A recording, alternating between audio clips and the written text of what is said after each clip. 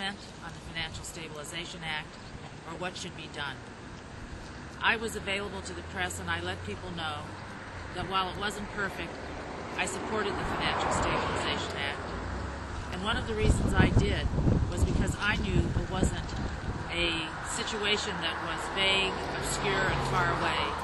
I knew that it was going to hit us really hard in the 26th District. If Washington Mutual, having failed and been purchased by JPMorgan Chase, was now going to be in a position to consider closing this call facility. And I said at the time that I was going to be meeting with Chuck Schumer, Senator Schumer, as I did yesterday, and the first substantive thing I was going to talk to him about was what he and I could do together to save this facility. Well, I met with Senator Schumer yesterday, and it was the first substantive issue we discussed.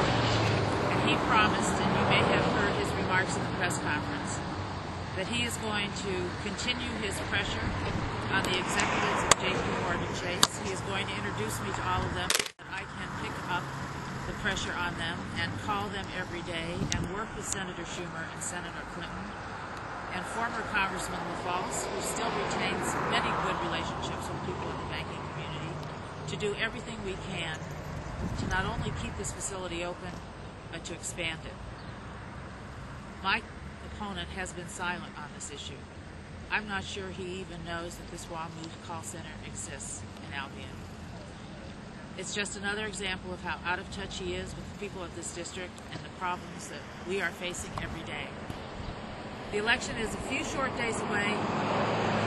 It's going to be close. We feel like the momentum is on our side. We're not giving up. We're going throughout all 7 counties of the district, encouraging people to get out to vote. It's going to turn on who gets their forces out, and I hope all of you go back to your family and friends and neighbors, and the Democrats, Republicans, and Independents you know who want to change in this district, who want to change in the direction this country is going. Because there is only one agent of change in this congressional election, and that is Alice Kryzan. And I promise that if I am elected to Congress, I will be a representative that you all can be proud of. And I will spend every day working as hard as you do, working for you in Washington, D.C. So thank you for coming out.